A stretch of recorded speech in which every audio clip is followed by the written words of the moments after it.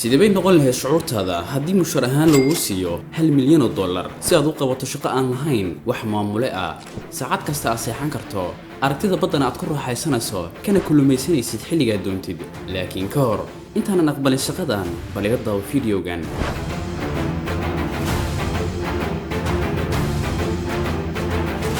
shaqadani waa mid ka mid ah kuwa ugu khatarta badan caalamka maanta muuqaalkeennan waxaynu kaga hadlaynaa rugta badda ama waxa loo yaqaan lighthouse mare iyo sirta ka dambaysa lacagta aadka u badan hana ilaawin inaad muuqaalka like saarto subscribe-na noo dhahdo channelka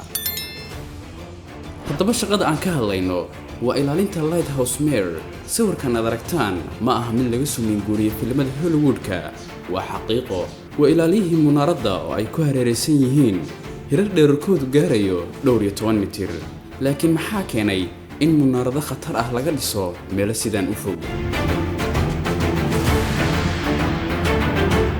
si aan taa u fahno waa inaad dib ugu laabanaa xilli aysan jirin GPS khariidado digital ah ama wax farsamo ah xilliyada hore badda waxay ahayd meel mugdi ah oo dilaa ah Captain Marshall oo ahaa badmaax rugcada ah ayaa habeen madow ku dhex lumay badweynta Pacific-ga markabkiisii qadiimiga ahaa wuxuu ku dhacay dhagaxaan badda hoosteeda ku qarsoonaa ma jirin wax digniin ah masiibadaas ayaa dhalisay fikradda ah sidee badmaaxiinta looga digi karaa khataraha badda halkaas ayayna ka bilaabataa sheekada munaaradii ugu horeysay ee caalamka Varus of Alexandria boqorkii Masar ee Ptolemy II ayaa amray in la dhiso dhisme dhererkiisu gaarayo 384 feet waxay isticmaali jireen muraayado waaweyn iyo dab xoogan si iftiinka looga arko meel aad iyo aad u fog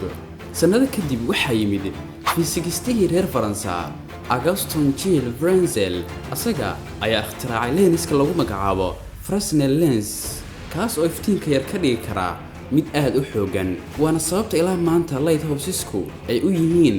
saaxiibka koowaad ee badmaaxa inkastoo ay tiknoolajiyadu horumartay laakiin su'aasha ugu weyn ee qof kasta maskaxdiisa ku soo dhacaysa ayaa waxay tahay maxaa lacag intaa loogu bixinayaa kaliya in la ilaaliyo iftiinkan sababtu ma aha shaqada oo adag balse waa go'doonka iyo cabsida ka jirta meeshan lighthouse mare kama dhisna meel ammaan ah waxay ku taalaa dhexda badweynta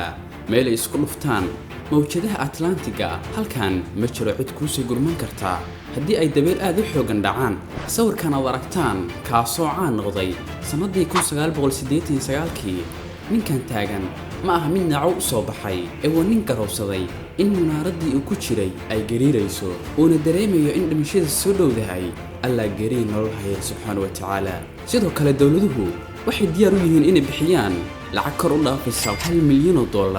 sababtoo ah qofna ma rabo shaqadan waxaad ku noolaanaysaa meel bunker ah bunker waa meel gaashaaman oo aad u adag si looga badbaado khataraha dibadda ka imaanaya haddii nalalku damaan waqti duufaan ah boqolaal maraakiib ah iyo kumanaan nafood ayaa halis galaya marka lacagtu ma ahan mid la isku siiyo si raaxo leh ee waa lacagta khatarta ama waxa loo yaqaano hazard pay saamaynta saddexaad oo ah tan ugu daran ma qiyaasi kartaa inaad 3 bilood arkin waji bini aadam kaliya waxaad maqlaysaa guuxa badda iyo biraha munaaradda oo gariiraya dad badan oo shaqadan ka soo shaqeeyay waxay la soo noqdeen xanuuno dhanka maskaxda ah iyo cabsi joogto ah hadda dib u fikir markabkii Captain Marshall wuxuu ku burburay dhagaxaan qarsoon sababtoo ah iftiin la'aan darteed si masiibadaas oo kale aysan u dhicin waxa shaqadan looga baahan yahay qof geesi ah oo dhex fariista halistan badda ee aad arkayso ugu dambeyn hadda aad ogaatay shaqadan ma aqbali lahayd mise waxaad doorbidi lahayd shaqo mushaar yar kana ammaan badan ra'yigaagu waa inoo qaybta faallada hana ilaawin inaad like saarto muuqaalkan subscribe-na aad noo dhahdo channelkan si aad u hesho sheekooyinka xiga ee xiisaha leh